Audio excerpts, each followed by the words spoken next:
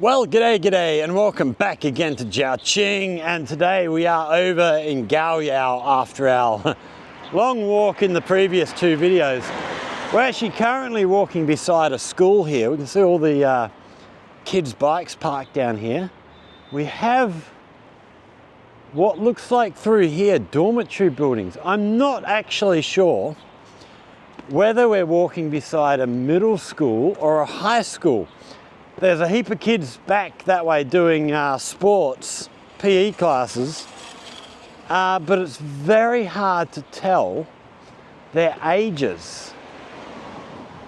Oh wow, and this, if we whip our camera around, we'll try and get our camera through this fence here.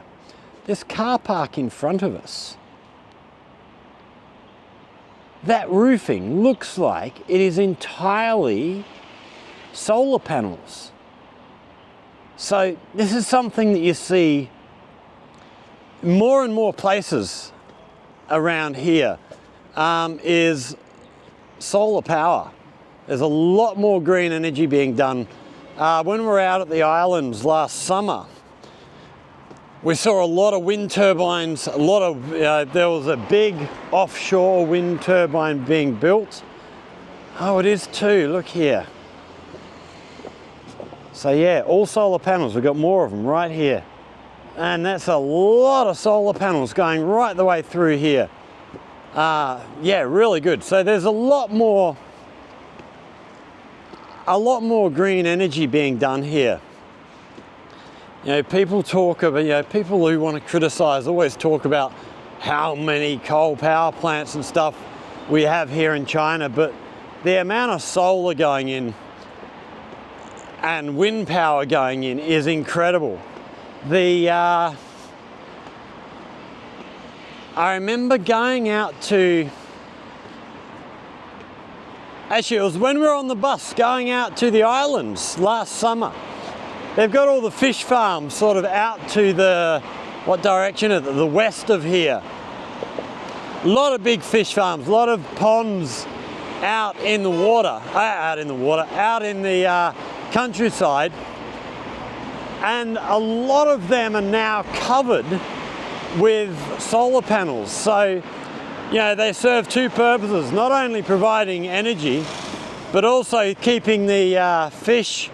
They're doing it also in chicken and duck farms, covering all the areas so that the animals have got some shade from the sun.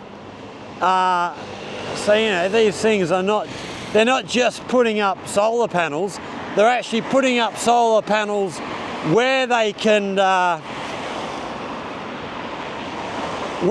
serve a dual purpose. It's not just to create energy, they're using them for other purposes as well, which is a really, really good idea. In Australia, a lot of people are now going for rooftop solar. And I've always sort of thought, because people just put them on their roof, I've always thought, why don't you put them out the back of your house and make a patio or something? Make yourself a covered area underneath. You can put in a barbecue and some table and chairs and all that sort of stuff. Actually use your solar panels for something other than just providing power. Here we have the gate to this school. Yeah, I got distracted with the solar panels. As we were walking past, back up the other side, there were kids out doing PE, and I was having a look, trying to figure out whether it's a high school or a middle school, but the sort of kids looked old enough to be last year of middle school or young enough to be first year of high school. So I'm not sure whether that's a middle school or a high school there. Or maybe it's a combination of the two, I don't know. But we've been out, we've done them other two videos today. The first video we did was talking about things I miss about Australia. So, walking on the way back, we're gonna do a bit of a hypothetical. If I was to leave China and go back to Australia or go anywhere else, what are the things I would miss about life here in, here we have the kids at the back here, out in their PE, we've got the sports field out there. all going on. Kids all having a good time, no doubt, not being in class and being able to run around and be a little bit crazy. So yeah, we're going to have a little chat about if we were to leave China, what would I miss about living in China? Because there are a number of things that I would definitely miss being here. So the first thing I would miss would be safety. Being able to go pretty much anywhere you want, any time of day or night, and not have to worry about your security. Not have to worry about being beaten up or being robbed or anything like that. It is just a very, very safe place to be. A lot of people like to make a lot of noise about the cameras and surveillance and stuff here. Which, yeah, sure, maybe you don't want people watching things that you're doing all the time, but if you're not doing anything wrong, like I have no intention of doing anything illegal or illicit, so I don't really, people watch me all they want. I'm out in a public street anyway. People are seeing me all the time. And they're looking at me because I'm a strange looking fella compared to the locals. So yeah, I mean the security, yes, it can be, well, it's not for me, I don't really care, but I know that for some people it can be kind of intimidating. But when you look at the rewards from that, your surveillance combined with a fairly harsh judicial system, where if you are caught doing something wrong, you do get punished. What does that give you? It gives you safety. It gives you the confidence to be able to go out and enjoy your life and not be looking over your shoulder all the time. It's a huge positive. And I've been to South Africa, Zimbabwe, Zambia, and Australia, other than China. They're the only other countries I've been in. But I have spoken to a lot of other people who have been to a lot of other countries. A lot of people who have been through South America, been through other Asian countries, been through Europe and North America. And they all say the same thing. This is the safest place. The safest anyone's ever felt has been here. Now you might criticize all of the surveillance and stuff, but I refuse to. I think it's a great thing. And like I say, that combined with your judicial system and the legal system here, you are safe pretty much everywhere you go. I've had no issues ever in terms of feeling threatened. I've never felt uneasy or uncomfortable anywhere that I've been while I'm here in China. It is really good. So yeah, I would miss that greatly. Going back to my hometown, even a small town of 30,000 people, 35,000, I don't know what the population is now. But compared to even a small town here, it's tiny. But even there's places you don't want to go after dark and stuff. And I would really, really miss that here, just having that freedom to go where you please, when you please, not have to be looking over your shoulder. Right, what else have we got here? Discovery was another word I wrote down. So, just finding new things, learning new things every day. While, in Australia, back home, I can go to different places I've never been before and go and see new things. It's not quite the same because it's still the same, culture and stuff. Even if you haven't seen that exact thing, you've seen things like that before. So it's not, there's not much really in Australia that I'm going to look at and go, wow, I've never seen anything like this before.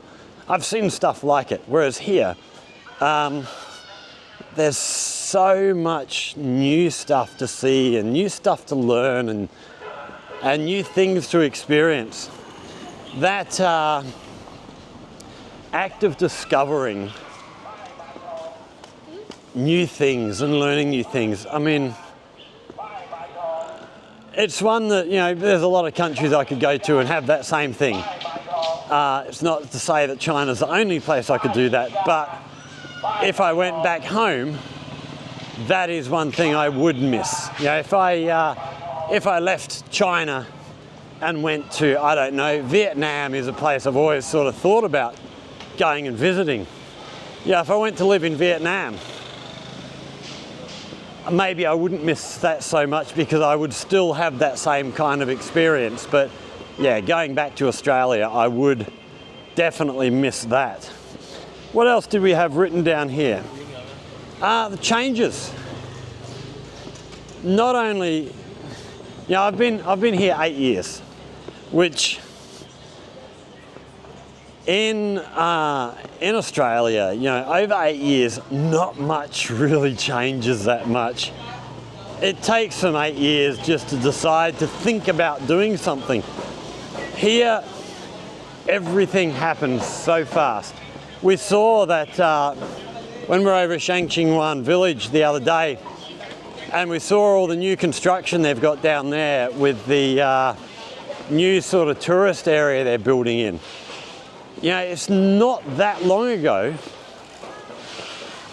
It's not that long ago that I was there and there was none of that stuff. There was not even a hint that anything like that was going to happen. And in 4, maybe 5 months, they've done all that work. It's just happened so fast. Yeah, this place is just so dynamic with how quickly things change here. And change is just out of the blue. You know, shops changing. You know, there'll be a shop that'll be open and you go there every week and then you go there and it's just gone. There's a whole new shop in there selling totally different stuff. It's, yeah, just everything changes so fast. Even going back to Yunfu, I was in Yunfu, what, a week and a half ago. You know, it's only been a year since I was there last, and so much has changed in that place in just a year. It's just, and I look at the changes here over a period of 8 years, it's almost like it's a different city I'm living in. It's, yeah, there's so much going on all the time. I think the big thing I would, yeah, just getting stuff done. I've mentioned before, like the high-speed rail here. We've been talking in Australia. I remember politicians talking about building high-speed rail. You know, Melbourne, Sydney, Brisbane, maybe inland to Canberra. I've been hearing them talk about that for 40 plus years. And we've got 0 kilometres of high-speed rail. China built their first line, Shanghai to Beijing, I think was the first line, in I think it was 2005. So 20 years. In 20 years, they've got now over, I think it's over 42,000 kilometres of high-speed rail. It's, you know, they just make a decision and they do it. And while I'm sure there's times when maybe they have, well, I don't know. I don't want to say that. But yeah, there's times when I would look at stuff they're doing and think, oh, Jesus, that happened a bit too quickly. You know, what haven't they thought about? What haven't they considered? But it's also at the same time, it's so refreshing to see stuff get done, as opposed to the endless talking about stuff. They'll talk about it, they'll reach a decision. When the decision's reached, it just gets done. What else have we got down here? Okay, so music. So I talked about missing music in Australia, especially King River Tavern. Being able to go and jam with people, and you know, it was just easy. And how much more difficult it is, or it can be here, because just the different way we play music, or the different way I play music, let's say. I don't want to say we, because I know I'm probably different from a lot of people in Australia as well, in the way I learnt music, just through jamming with others. The thing I would miss here is the sort of cultural exchange. I love when I'll pull out an Australian song, say Paul Kelly's How to Make Gravy. Great song. I love playing that, singing that.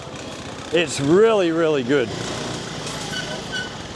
And when you're playing with the locals here, you can't sort of really tell them anything. You can't tell them what chords are being played because, well, they're funny chords to start with. So it's just them trying to find their way. You can't tell them there's a stop coming up in the third verse because I don't know how to say that. So it is just them trying to follow me and trying to find their way. And then,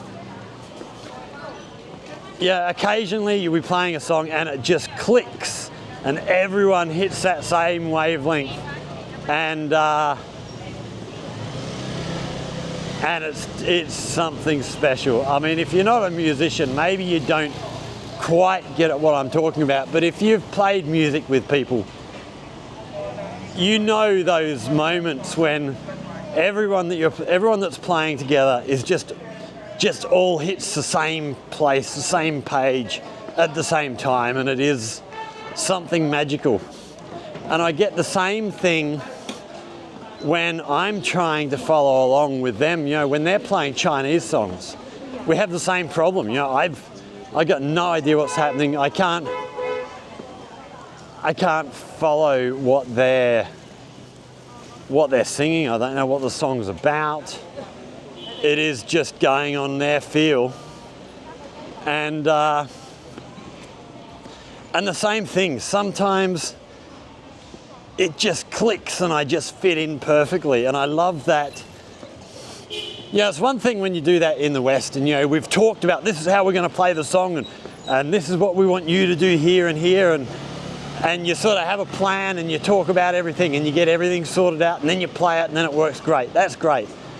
But here, when it's just they start playing and I just join in, there's no plan, and sometimes, you know, it just clicks and it's brilliant, and it's such a more impressive feeling because there is no plan. I've got no idea where they're going next. And when that all clicks, man, it feels good. I don't even know how to express that feeling. It's it's really, really good. So while I miss playing live music in Australia, I would definitely miss some of the experiences of playing live music with the locals here, because it's a different kind of special, I guess, is a way to explain that. It's it's really, really good. What else have we got here? Community. Hello. Hello, hello. So another of the things I would miss is the way community works here, and it's probably not that different from the way things work in Australia, but because of the size of the population, you know, we had the parade for Lantern Festival a few weeks back, and hundreds of people out volunteering, manning the barriers so that as soon as the parade goes through, the barriers are pulled up. Stacks of people doing crowd control, stacks of people helping organise the actual parade, at the opening area where they're starting the parade, getting everybody in formation and all that sort of stuff, in position. Now, if you look at the percentage of population who get involved with doing community service stuff, doing volunteer work, it's probably very similar to Australia.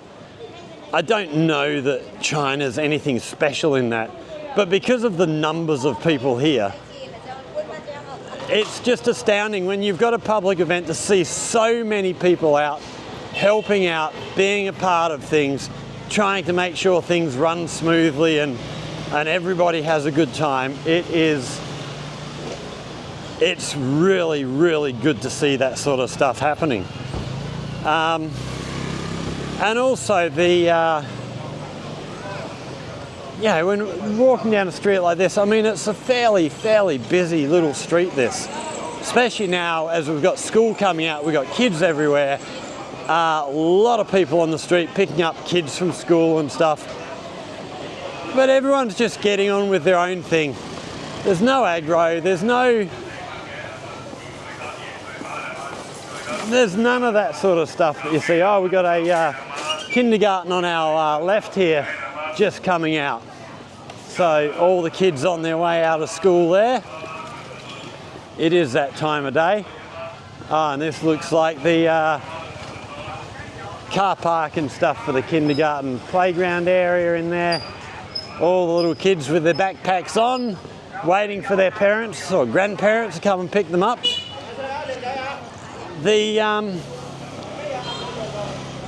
Just the way people behave around each other here. Just people let each other get on with what they're doing. As long as you're not interfering with somebody else's day, you're pretty much left alone to do as you please.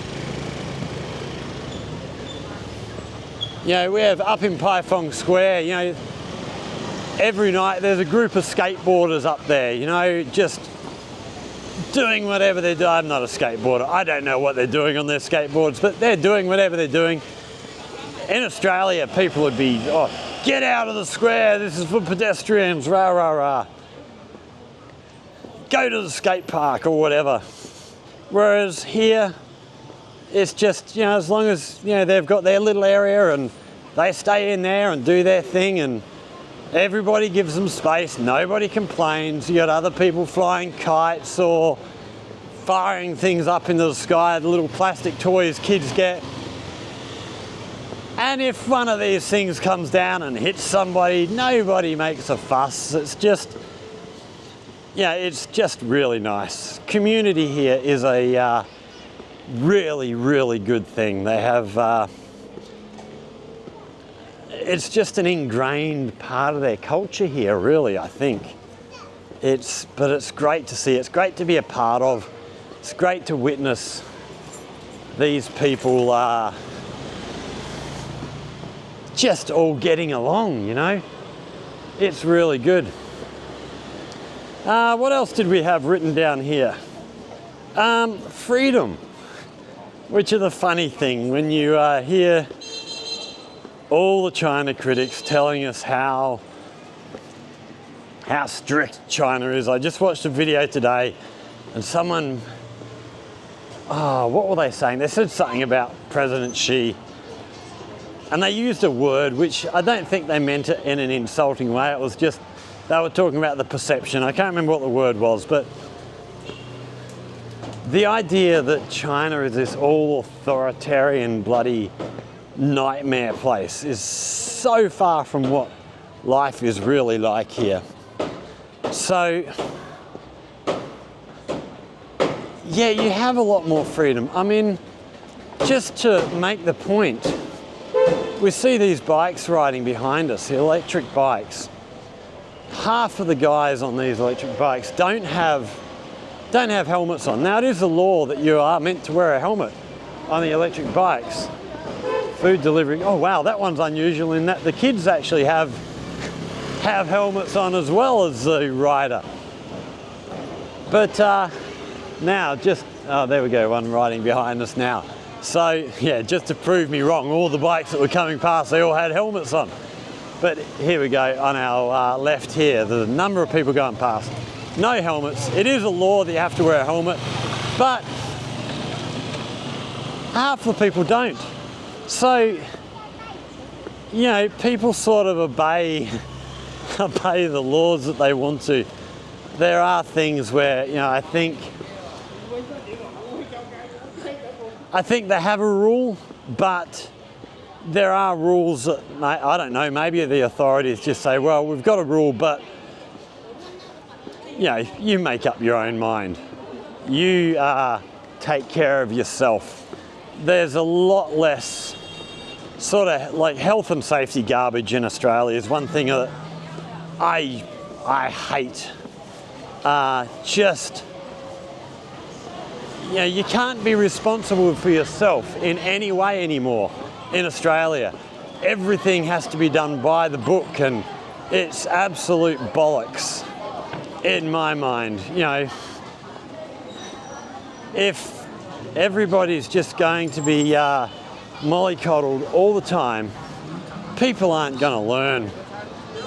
You know, people should be taking responsibility for themselves and not just having to be told everything all the time. So yeah, another one, you know, me, when Peter, my old mate Peter from Australia was here, we used to go, as I said earlier, we used to do bike, actually it was in the previous video, we used to go bike rides all the time around Star Lake, and then later we did a couple of rides out here through Gaoyao. And as we were riding around, we'd stop at a little corner shop. I'm just trying to see if we've got one in sight here to show you, but I can't see one. We'd stop at a little corner shop. The corner shops, you can buy yourself a beer, sit down outside on the footpath, drink a beer, watch the world go by. You know, in Australia, you can't do that. You have to be inside a licensed premises or at home to be able to have a drink. And, you know,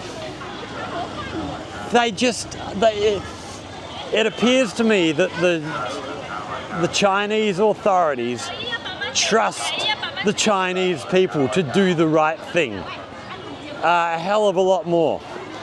And I think part of that is because if you do the wrong thing, you will get in trouble. So people do the right thing. You can have a beer, but nobody gets rolling drunk out in the street. In fact, I've never really even seen people getting rolling drunk in a bar. Occasionally you see them, but it's very rare. Wow, we're heading into a busy little area down here. So, trying to think, what else, if I left China, what else would I miss about life in China? I think this sort of thing, the hustle and bustle on the streets, just being out in these places. In fact, being able to do as I'm doing now, walking along an expensive camera sticking out on a stick a metre in front of me and not having to worry about, you know, some bloody idiot running past trying to knock the camera off or trying to steal the camera. Yeah, it goes back to that safety thing and all that sort of stuff. It's, wow, it is a busy little, busy little area down this end of the road. We,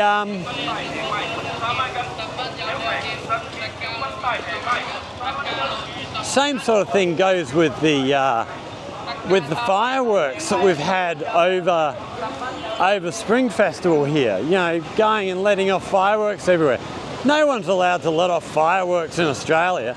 The biggest thing you're allowed is a bloody handheld little sparkler. I don't know about Northern Territory. I think, correct me if I'm wrong, Northern Territorians, I think fireworks are still legal in the Northern Territory, but that's the only place. Whereas here you can go and enjoy that stuff. You're responsible for your own actions. If you screw up and hurt yourself, no one else is going to get blamed. That's your problem. and it's your fault. Wow, we got all the guys down here. We got chickens down here, live in cages, and in 10 minutes they'll be plucked, cut up, and ready to put in the oven. I'm not sure about all of that. We actually, our school every year, we have a, I don't even know what the right word is. We have a connection with a village, and it's a poor bit, like all the government sort of run entities have connections with small poor regions of an area. So our school has a connection with this little village, which I haven't been to yet. I do want to try and I've got to find out where this village is and go and visit, because being a teacher at the school, I'd like to go and see this village that we help out. So one thing our school does is every year we provide them with stuff to grow things. So I know for a few years they were doing fish. So we'd, I don't know, provide them with little baby fish. They'd put them into their fish tank growing places and feed these things, raise these things for a year, and then the school would buy back the fully grown fish and chickens. So we had fish and chickens that we used to help this village with. And so every year the school would buy all of these chickens and all of this fish and give as gifts to all of us teachers. All the teachers would have, we'd be given little dockets, and we go up and we buy this stuff. And so the school would buy the stuff, we get given the stuff, the school, you know, gives it to us as presents. And so the first year I was here, I got told about this. I went, okay, we'll go and get a fish and a chicken, thinking, great, dinner. And both the fish and the chicken are still alive. I mean, this is a huge big fish, about 1.5 feet long. Big, I don't know what type of fish it was, some freshwater thing. And yeah, this thing's still alive. I went, nah, I'll just have a chicken. So I go over to the chicken area. The chickens are all still alive too. So I've got a chicken in a live chicken in a bag, which I carry up to my apartment. And I'm going, what the hell am I going to do with this? I put it on the back veranda and had it there for a day. And I'm thinking maybe I'll just keep it as a pet, because I'm not really interested in, you know, I'm happy to buy chicken meat, but I'm not really interested in being a party to killing the bloody thing. That's what the butcher's is for. And I got told, oh, you take it up to, you know, up the road, there's a place up there where they'll kill the chicken, cut it up, do all that sort of stuff, get it ready to cook. And I just went and I ended up giving it away to one of the other teachers. Said, nah, you have the chicken. I'll just go to the supermarket and buy some chicken. It's, but yeah, I do want to get down to this little village at some point, because I haven't been there yet. And I want to see exactly what this place is that our school helps out. It would be really interesting. Just trying to think, yeah, so that's another, actually that's another aspect of living in China that I would miss, is the sense of community that everybody has. And it's not just, we talked a bit about the individual sort of stuff, but it goes right up to big companies, government departments, all that sort of stuff. Everybody wants to look after where they come from. Over in Yunfu, Sing Sing, they've got the Wenshe company, big food company, big food producer. Now they could, I'm sure, and go move somewhere else, you know, somewhere more rural, closer to their product, source products, or move down to Shenzhen or Guangzhou, closer to where they're shipping stuff. Yeah, and probably save a hell of a lot of money by not being in Sing Sing. But the guy who owns the place, he's a Sing Sing person, so he's got no interest in going anywhere else. He wants to stay where he is. And I find that really honourable. It's not just profits at any cost. Yes, we want to make a profit, but it's also about community. It's one thing people don't understand about the Chinese government. You know, I think a big part of the problems between America and China at the moment come from the fact that China aren't going to allow big international corporations just come and take control of markets here, because it is about putting the people first, not corporations first. And you know, I think a lot of governments around the world could learn a hell of a lot by coming and seeing how things actually work here, not how they're portrayed as working here. Actually come and visit, actually come and talk to people, and actually come and look at how things work. Because you know, the people should be should come first before anything else. It's one of the things that I criticise America for, is their health system. You know, it is all about making money, having no public health coverage like a Medicare system for every citizen. You know, for me, you judge a country by how that country treats its worst off people. And it's something that China's doing very, very well at the moment. It's not to say that they've always done well or they always will do well. You know, governments change, ideas change, all that sort of thing. But right now, things seem to be going very, very well. So, yeah, it's...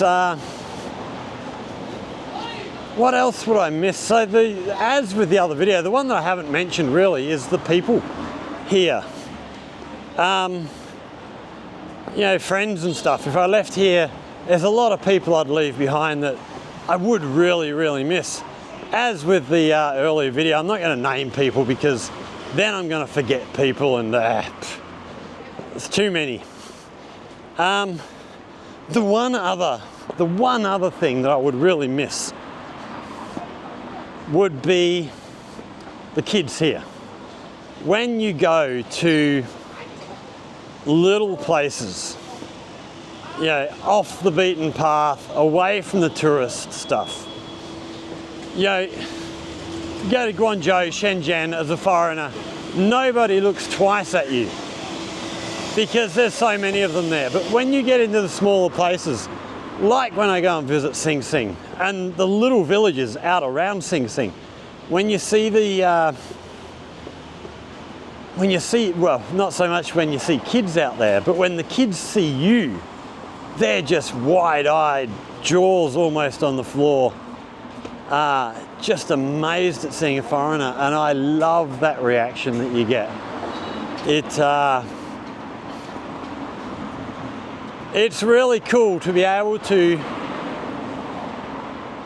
bring that kind of amazement to people's faces. And it's not only kids, it's adults as well. But kids are the best responses. They're just blown away.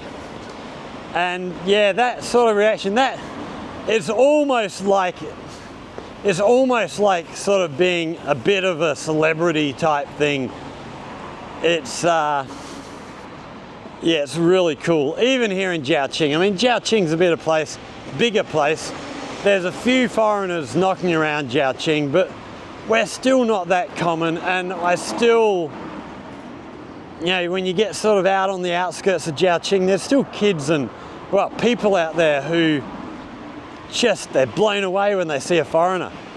I've had a lot of comments, especially on my WeChat channel, when people see me doing videos in Zhaoqing, and I've had a lot of comments, people saying, wow, I never expected to see a foreigner in my hometown. And yeah, it's a pretty good feeling when you can sort of bring that amazement to people. It's really cool. So yeah, there's some of the things I would miss if I was to leave China, and whether it was go back home to Australia or go somewhere else in the world. Yeah, there's probably a lot more stuff that I haven't mentioned yet that I would definitely miss, but I can't think of anything else off the top of my head. So I hope you've enjoyed this little walk and talk. If you have, hit that like button, share with friends, subscribe to the channel, all that sort of stuff. Okay, we're just breaking back in there. Before we say goodbye, we've walked right back over the bridge. We're back over our side of the river now, heading down towards the school. And there's one thing I can't believe I forgot to mention in the things that I would miss on leaving China. And it's probably one of the biggest ones, and that would be the cost of living. The cost of living in Australia has just been skyrocketing. It is absolutely ridiculously expensive to live in Australia. It's another of the reasons why, yeah, my school, part of my contract is my school will pay for a flight back to Australia and then back to China every year. They'll pay for that. I don't have, that wouldn't cost me anything. And yet, I've never taken them up on it, because it would cost me bloody 3 months of wages here in China to live for a couple of weeks in Australia. It's ridiculously expensive. I earn less here in a month than I would earn working full-time for a week in Australia. And yet I live a far better standard of life here. I can afford, if I want to go out and eat out in restaurants and cafes and stuff every night here, I can do that. I could barely afford to go to a restaurant once a month in Australia. Ridiculously expensive. It's, yeah, just life here is so much easier because of that cost of living stuff. I know there was a lot of talk, you know, China, and I'm not exactly sure what they did, but there were a lot of people, you know, doing investment property sort of stuff here in China, and the government stepped in and said, no, houses are for living in.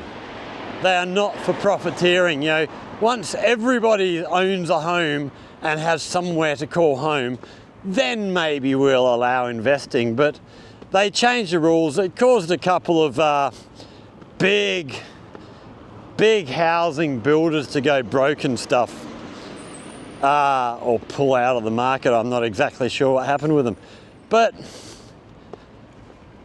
you know, people here can still afford to buy a house to live in when they're young, you know.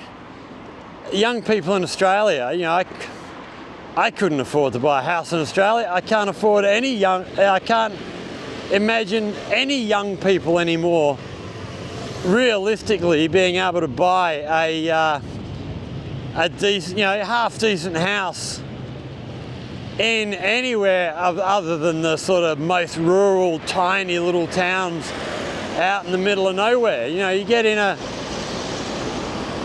big city, you know, any of the state capital cities. You know, Albany, where I come from, you know, it's a small town, but geez, it's expensive to buy anywhere. yeah, just your daily costs of things here. Food and stuff is so much cheaper.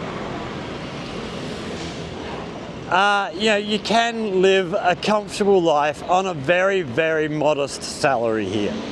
So, yeah, I can't believe I didn't mention that while we were doing the video. Cost of living is probably the biggest thing I should have talked about. But as always, things slip your mind. So yeah, I thought I'd better just add a little bit and chuck that in there. So back to wherever we were.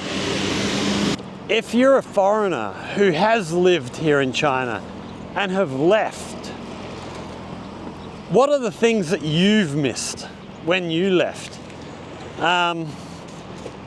Yeah, are you missing stuff that you don't have in your home country, or did you move to another country, not back to your home country, and there's other things, there's different things that you miss?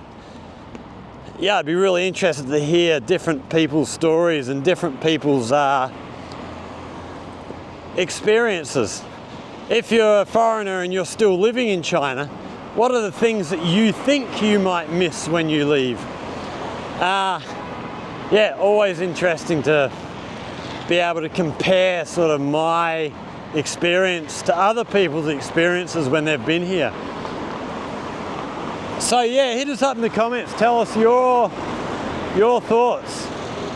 If you have anything you would like to learn about life here in China, in Guangdong, in Jiaoqing, again, hit us up down there in the comment section. If you come up with a good idea, we'll go away, do some research, make a video for you on whatever topic you come up with. Just watching this road so that we can get across here safely. I think we can scoot behind this truck. So yeah, thanks for watching everybody. Stay safe and we will see you all in the next one. Cheers.